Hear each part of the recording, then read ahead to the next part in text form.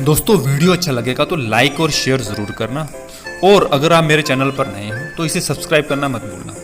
दोस्तों मैंने आपके टेस्ट व्यू से सारे सवाल इंपॉर्टेंट लिए हुए हैं। उम्मीद है आपको वीडियो अच्छा लगेगा। तो आइए शुरू करते हैं आज का वीडियो। पहला सवाल, अमेरिकी स्पेस फोर्स ने हाल ही में अपने जवानों को कौन सा नया नाम दिया है? दोस्तों अमेरिकी स्पेस फोर्स यानी कि यूनाइटेड स्टेट स्पेस फोर्स ने हाल ही में अपने जवानों को नया नाम दिया है। स्पेस फोर्स के अनुसार उसके जवान अब गार्जियंस के नाम से जाने जाएंगे। अमेरिका में लगभग 2 साल पहले इस फोर्स का गठन हुआ था। ये फोर्स अमेरिका के छठे सशस्त्र बल के रूप में सामने आया। इससे जुड़े जवान वास्तविक रूप से अंतरिक्ष में तैनात नहीं होते, बल्कि अमेरिकी उपग्रहों की सुरक्षा के लिए काम करते हैं। इसका उद्देश्य अंतरिक्ष में प्रतिद्वंदी देशों के साथ मुकाबला करने के लिए होता है। ये एक प्रकार की अंतरिक्ष सेना है। अगला सवाल, हाल ही में किस निगरानी पोत को भारतीय तटरक्षक बल में शामिल किया गया है? दोस्तों इंडियन कोस्ट गार्ड ओपीबी श्रृंखला के 5 में से दूसरे ऑफशोर पेट्रोल वेसल सुजीत को गोवा में बास्को डाउन में राजकुमार सचिव द्वारा गोवा शिपयार्ड लिमिटेड में कमीशन किया गया था। पोत को जीएसएल द्वारा स्वदेशी रूप से डिजाइन और निर्मित किया गया था। इस श्रृंखला का पहला जहाज आईसीसी शिप सचेत को मई 2020 में केंद्रीय रक्षा मंत्री राजनाथ सिंह द्वारा कमीशन किया गया था। इस पोत को भारतीय तटरक्षक महानिदेशक के नटराजन और अन्य की उपस्थिति में कमीशन किया गया था। अगला सवाल, किस राज्य सरकार ने तमिल थाई वस्तु को राज्य गीत घोषित किया है? तो तमिलनाडु सरकार ने राज्यगान के रूप में तमिल थाई वस्तु की घोषणा की है। इसे सभी शैक्षणिक संस्थानों, विश्वविद्यालयों, सरकारी कार्यालयों और सार्वजनिक क्षेत्रों के उपक्रमों में किसी भी समारोह के शुरू होने से पहले गाया जाना चाहिए। मद्रास उच्च न्यायालय के फैसले के अनुसार यह फैसला आया है कि तमिल थाई वस्तु एक प्रार्थना गीत है, न कि एक गान। इस संबंध में शासनादेश जारी किया गया है कि जिसमें कहा गया है कि दिव्यांगों को छोड़कर सभी को 55 सेकंड तक लंबा गीत गाते समय खड़ा रहना चाहिए।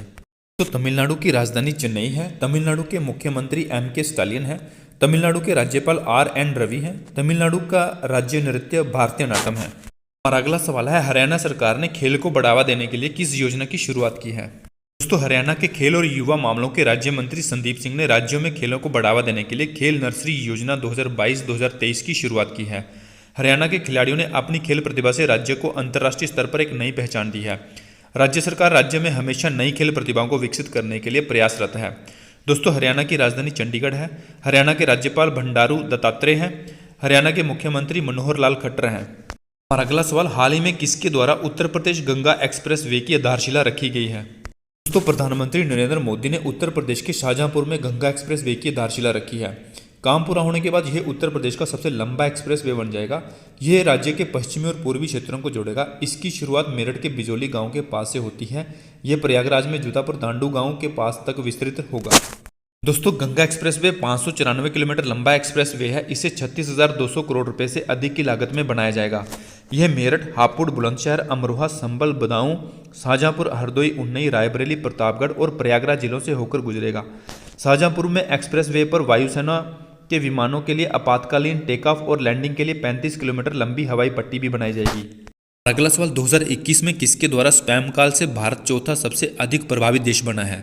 दोस्तों कॉलर आईडी स्पैम डिटेक्शन और ब्लॉगिंग कंपनी ट्रू कॉलर द्वारा नवीनतम अंतर्दृष्टि के अनुसार 2021 में बिक्री और टेलीमार्केटिंग कॉलों के महत्वपूर्ण होने के कारण भारत में स्पैम कॉल दरों में फिर से वृद्धि हुई है। देश वैश्विक रैंकिंग में 9वें स्थान से चौथे स्थान पर पहुंच गया। ऊपर की ओर बढ़ना बिक्री और टेलीमार्केटिंग कॉलों में उल्लेखनीय वृद्धि का प्रत्यक्ष परिणाम है, जो भारत में सभी स्पैम कॉलों का लगभग 93.5% है। दोस्तों ट्रू कॉलर की स्थापना 1 जुलाई 2009 में हुई थी। ट्रू कॉलर के अध्यक्ष विंग गार्डन है। ट्रू कॉलर का मुख्यालय स्वीडन के स्टॉकहोम में है। और अगला सवाल, कौन सा देश निजी इस्तेमाल के लिए भांग को मंजूरी देने वाला पहला यूरोपीय राष्ट्र बन गया है? दोस्तों माल्टा संसद में एक वोट के बाद सीमित खेती और व्यक्तिगत उपयोग के लिए भांग के कब्जे की अनुमति देने वाला पहला यूरोपीय देश बन गया है। माल्टी संसद ने पिछले सप्ताह सुधार के पक्ष में मतदान किया, जिसके पक्ष में 36 और विरोध में 27 मत पड़े। वयस्कों को घर पर 4 पौधे उगाने और 7 ग्राम भांग ले जाने की अनुमति होगी, जिसमें सार्वजनिक रूप से धर्मपान करना या बच्चों के सामने अवैध रहना शामिल है। दोस्तों माल्टा की राजधानी वेल्टा है। माल्टा की मुद्रा यूरो है। हमारा अगला सवाल, किसे भारतीय समाचार पत्र सोसाइटी के नए अध्यक्ष के रूप में नियुक्त किया गया है? दोस्तों द इकोनॉमिक्स टाइम के मोहित जैन को वर्ष 2021-22 के लिए द इंडियन न्यूज़पेपर सोसाइटी का अध्यक्ष चुना गया है। वह स्वास्थ्य और एंटीस्पेटिक के एल आदिमूलम का स्थान लेंगे। भारतीय समाचार पत्र सोसाइटी की 82वीं वार्षिक आम बैठक देश में समाचार पत्रों, पत्रिकाओं और पत्रिकाओं के प्रकाशकों का एक शीर्ष निकाय वीडियो कॉन्फ्रेंस के माध्यम से आयोजित किया गया था।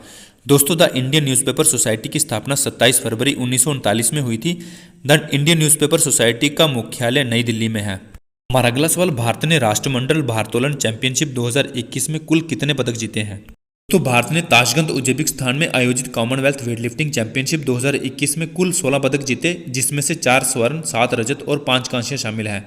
विश्व भारोत्तोलन चैंपियनशिप 2021 में बिंध्या रानी देवी भारत की एकमात्र पदक विजेता थी, जो ताशकंद में भी समांतर रूप से आयोजित की गई थी। अगला सवाल, नेशनल मैथमेटिक्स डे पूरे भारत में किस दिन मनाया जाता है? तो प्रसिद्ध मैथमेटिशियन श्रीनिवास रामानुजन की जयंती के उपलक्ष्य में प्रतिवर्ष 22 दिसंबर को राष्ट्रीय गणित दिवस मनाया जाता है। उन्होंने गणित और उसकी शाखाओं के विभिन्न क्षेत्र में उल्लेखनीय योगदान दिया था। उनका जन्म 22 दिसंबर 1887 को इरोड में हुआ था। तो जनरल नॉलेज का यही वीडियो अगर आपको पसंद आया हो तो लाइक और कमेंट करना ना भूलें। धन्यवाद।